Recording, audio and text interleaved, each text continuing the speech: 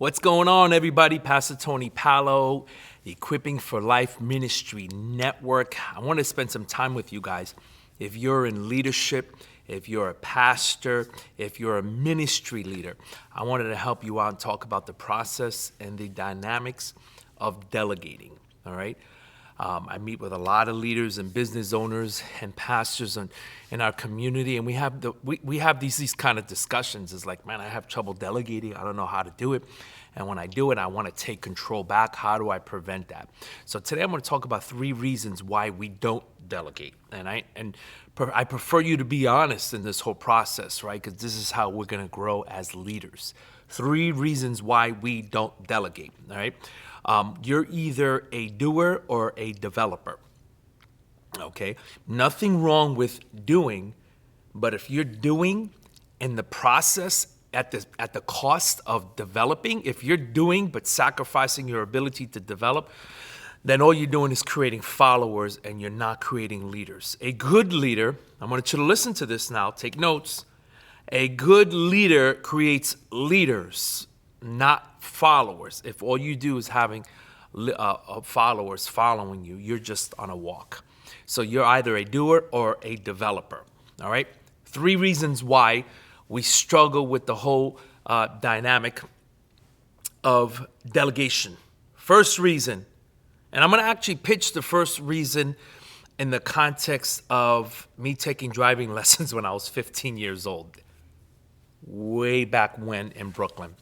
And I remember looking out the window, the guy would honk the horn. Remember those driving teachers with the cars, right? And I don't know how much he paid, but he would honk the horn. I would go outside and I would sit in the driver's seat. And I'm like, I'm in control. I'm doing this. I'm in charge. Not quite. Because back in the day, they had this bar, which was kind of archaic. A bar that extended from my steering wheel column into the passenger side steering wheel. The passenger, my teacher also had a steering wheel that was connected to my steering wheel. So, and get this, not only that, but I had a brake pedal and an acceleration, the gas pedal, right?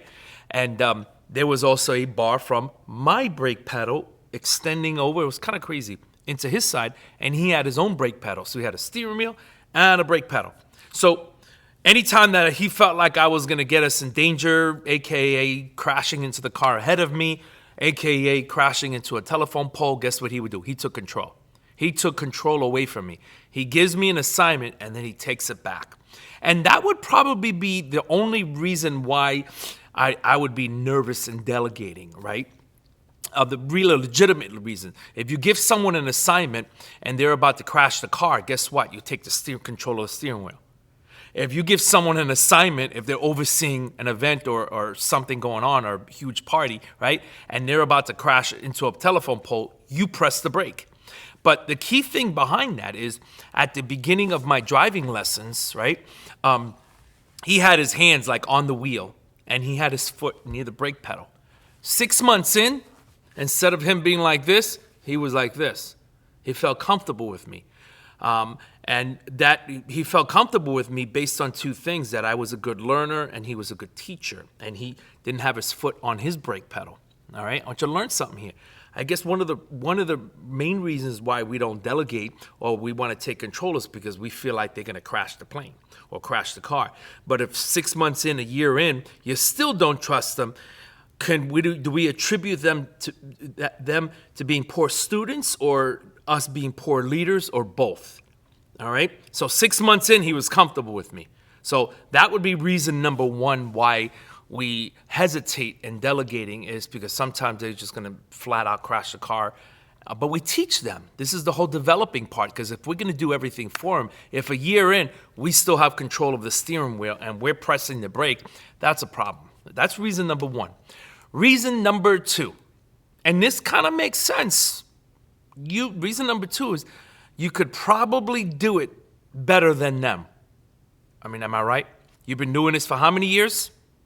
10, 15, 20, 30 years, and they've been doing it for a minute. And you giving them an assignment, and you say, and I've heard this from leaders and pastors.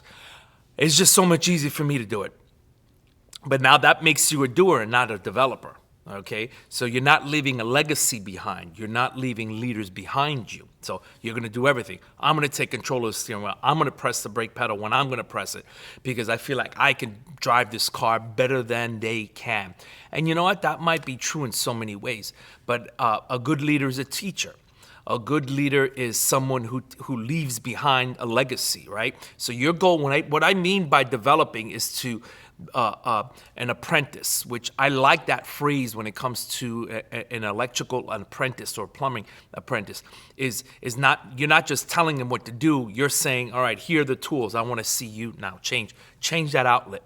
You go do and do what I taught you to do. And that's how we train and that's how we develop. So reason number 2 is it's possible that we could do it better than them. That's not really a good reason. Reason number 3, and this is the one where I'm going to need you to be honest. Reason number 3 would be maybe you feel threatened. You know, reason number 2 was you could do it better than them. Reason number 3, there's a potential that they could do it better than you. I know you've been doing this for 20 years, but man, that kid, that young lady is savvy, is sharp, knows technology, and it's possible that they'll exceed you. Why are we, can I ask you a question? Maybe you could answer it in the comments section. Why are we threatened? What are we threatened by? Right? We've always been told a good leader will work themselves out of a job, will replace themselves. That's a legacy. A legacy is something that outlasts you as a person, right? So reason number 3 would be you feel threatened. It's possible that they could do it better than you. And isn't that what we're supposed to do? When Jesus left the earth, didn't he say, hey guys, adios, I'm out of here. Greater work shall you do. He says, you can do it better than I did. And that's a good leader. That's a true developer. That's someone who builds disciples, who makes leaders, who photocopies themselves. So those are the 3 reasons, ladies and gentlemen. Reason number 1 is they're about to crash a car. Reason number 2 is you could do it better than them. Reason number 3 is maybe the reason why we don't delegate is possible that someone will outshine us. And as a good leader, we're supposed to have the premise of, please, somebody outshine me.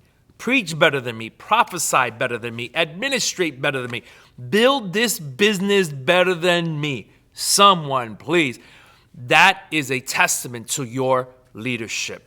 Good to spend some time with you. Again, Pastor Tony Palo here, Equipping for Life Ministry Network, and we'll see you guys around.